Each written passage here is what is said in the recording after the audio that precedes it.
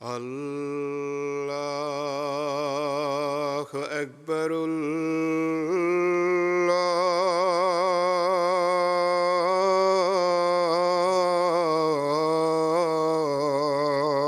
اکبر۔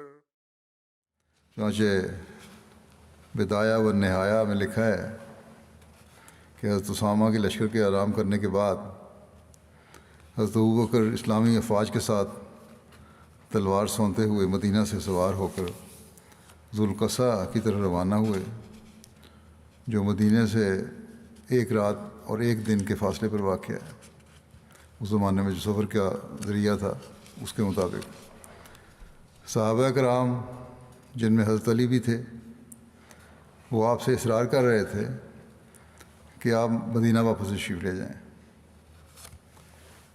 اور آپ سے جنگ کے لیے اپنے سوا کسی دوسرے بہادر کو بھیج دیں۔ حضرت عائشہ بیان فرماتی ہیں کہ میرے والد تلوار سونتے ہوئے سواری پر سوار ہو کر روانہ ہوئے تو حضرت علی بن ابی طالب نے آ کر آپ کی اونٹنی کی مہار پکڑ لی اور عرض کیا، اے خلیفہ رسول صلی اللہ علیہ وسلم، میں آپ سے وہ بات کہتا ہوں جو رسول اللہ صلی اللہ علیہ وسلم نے احد کے دن فرمائی تھی، آپ نے تلوار کیوں سونتی ہے؟ ہمیں اپنی جان کی وجہ سے مصیبت میں نہ ڈالیے۔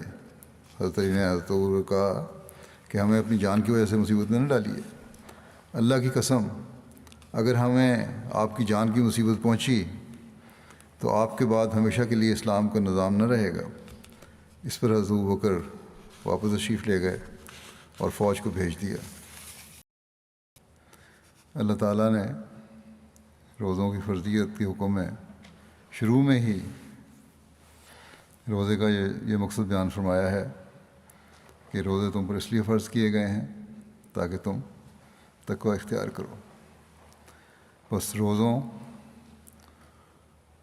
اور رمضان کے فیض سے ہم تبھی حصہ پا سکیں گے جب ہم روزوں کے ساتھ اپنے تقوی کے معیار بھی بلند کرنے والے ہوں گے۔ ہر قسم کی برائیوں سے بچنے کے لیے اللہ تعالیٰ کی پناہ میں آنے کی کوشش کریں گے۔ حضرت صلی اللہ علیہ وسلم نے فرمایا کہ روزہ ڈھال ہے، کیا صرف نام کا روزہ رکھنا ہی ہمارے لیے کافی ہے؟ سحری اور افطاری کرنا ہی کافی ہے؟ کیا ہمارا اتنا کام ہی ہمیں روزے کی ڈھال کے پیچھے لے آئے گا کہ ہم نے سحری اور افطاری کر لی؟ نہیں، بلکہ اس کے لوازمات کو بھی دیکھنا ہوگا اور بنیادی مقصد جو اللہ تعالیٰ نے بتایا ہے، جیسا کہ میں نے کہا کہ وہ یہ ہے کہ لعلکم تتقون، تاکہ تم تقوی اختیار کرو۔ پس اگر ہم نے اپنے روزوں کو، اپنے رمضان کو وہ روزے اور رمضان بنانا ہے جو اللہ تعالیٰ کی خاطر ہو، اللہ تعالیٰ کی رضا کے حصول کے لیے ہو، جس کا اجر خود اللہ تعالیٰ بنتا ہو، تو ہمیں پھر اسے اس معیار پر لانا ہوگا جو خدا تعالیٰ نے جو خدا تعالیٰ ہم سے چاہتا ہے اور جس کے لیے روزے فرض کیے گئے ہیں۔ اور وہ جیسا کہ میں نے کہا اللہ تعالیٰ نے واضح فرما دیا ہے کہ اللہ تعالیٰ کا تقوی اختیار کرو۔ ایک عقل مند اور حقیقی مومن ہمیشہ یاد رکھتا ہے اور رکھنا چاہیے کہ رمضان کے ختم ہونے سے ہم اپنی بہت سی ذمہ داریوں اور فرائض سے آزاد نہیں ہو گئے، بلکہ رمضان ان فرائض اور ذمہ داریوں کی ادائیگی کا حق ادا کرنے کی تربیت کر کے گیا۔ ان فرائض کی ادائیگی اور مستقل ادائیگی کے طریق سکھانے آیا تھا اور ان میں ترقی کی منازل کی نشاندہی کرنے آیا تھا، اور یہ سکھاتے ہوئے اپنے اختتام کو پہنچ رہا ہے۔ بے شک فرض روزوں کا مہینہ تو ختم ہو رہا ہے، لیکن باقی فرائض کی ادائیگی کے معیاروں کو اونچا رکھنے اور ان میں ترقی کرتے چلے جانے کا وقت شروع ہو رہا ہے۔ اگر ہم اس حقیقت کو بھول گئے کہ رمضان کے بعد ہم نے اپنے فرائض اور حقوق کی ادائیگی کے معیاروں کو کس طرح قائم رکھنا ہے، تو ہم نے اپنا رمضان اس طرح نہیں گزارا جس طرح آن حضرت صلی اللہ علیہ وسلم نے فرمایا تھا۔ ایک حدیث میں آتا ہے، آن حضرت صلی اللہ علیہ وسلم نے فرمایا کہ 5 نمازیں، ایک جمعہ دوسرے جمعہ تک، اور ایک رمضان دوسرے رمضان تک اپنے مابین سرزد ہونے والے گناہوں کا کفارہ بن جاتے ہیں، بشرطے کہ کبیرہ گناہوں سے اجتناب کیا جائے۔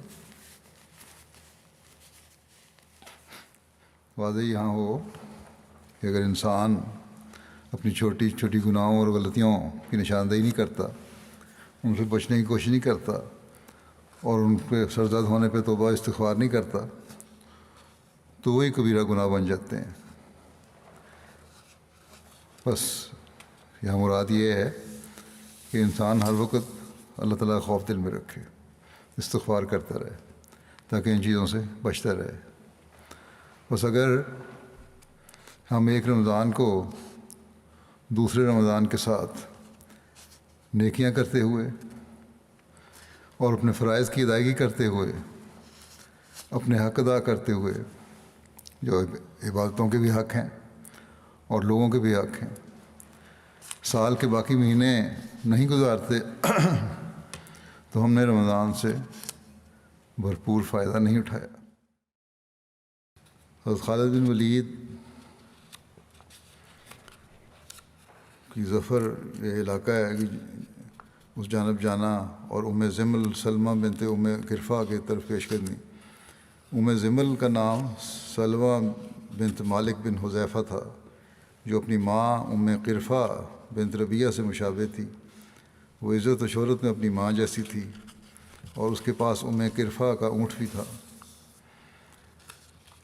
قرفہ کا تعارف یہ ہے کہ قرفہ کا نام فاطمہ بنت ربیعہ تھا، اور وہ بنو فزارہ کی سردار تھی۔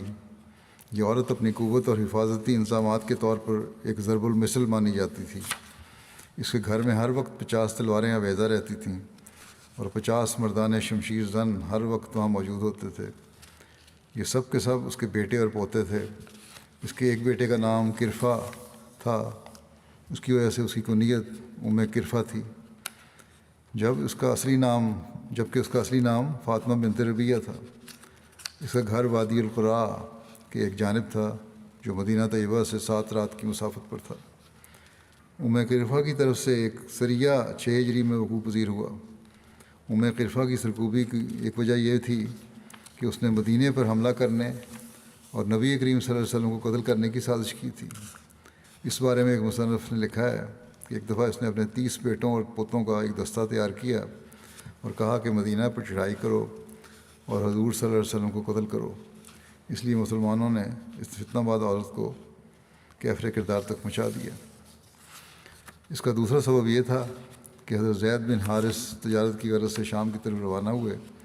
ان کے پاس دیگر صحابہ کرام کے اموال و تجارت تھے۔ جب وادی القرا پہنچے تو قبیلہ فزارہ کی شاخ بنو بدر کے بہت سے آدمی نکل آئے۔ انہوں نے حضرت زید اور ان کے ساتھیوں کو سخت مارا پیٹا اور سارا سامان بھی چھین لیا۔ انہوں نے واپس آ کر بارگاہ رسالت میں یہ ماجرا عرض کیا۔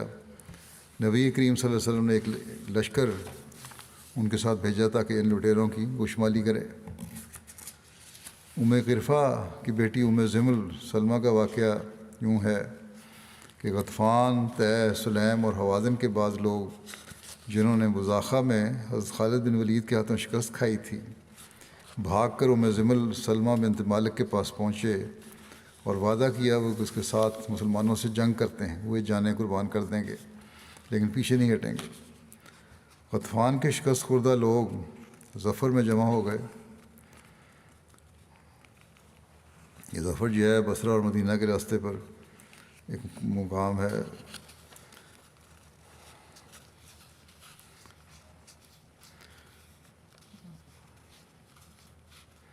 اور وہاں ایک کنواں ہے، حواب جو ہے جس جگہ کا نام حواب کے قریب ایک مقام ہے۔ حواب بھی مدینہ اور بصرہ کے راستے پر ایک جگہ ہے، کنواں ہے یہاں۔ وہاں زمل سلمہ نے ان لوگوں کو ان کی شکست پر غیرت دلائی اور جنگ کا حکم دیا، اور پھر خود بھی مختلف قبائل میں بار بار چکر لگا کر ان کو حضرت خالد سے جنگ کے لیے اکسایا، یہاں تک کہ وہ لوگ ان کے پاس جمع ہو گئے اور جنگ کے لیے دلیر ہوئے۔ یہ جنگ کے لیے بھڑکانے والی تھی مسلمانوں کے خلاف، اور ہر طرف سے بھٹکے ہوئے لوگ اس کے پاس آ گئے۔ اس سے قبل قرفہ کی زندگی میں یہ زمل سلمہ قید ہو کر حضرت عائشہ کو ملی تھی، انہوں نے اسے آزاد کر دیا تھا۔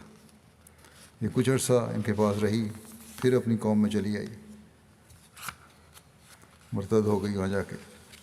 جب حضرت خالد کو اس کی اطلاع ہوئی، وہ اس وقت مجرموں کی گرفتاری، زکوٰۃ کی تحصیل، دعوت اسلام اور لوگوں کی تسکین میں منہمک تھے، تو زمل سلمہ کے مقابلے کے لیے بڑھے، جس کی شوکت اور طاقت بہت بڑھ چکی تھی اور اس کا معاملہ بہت شدت اختیار کر گیا تھا۔ پس حضرت خالد اس کی جمعیتوں سے مقابلے کے لیے آگے بڑھے۔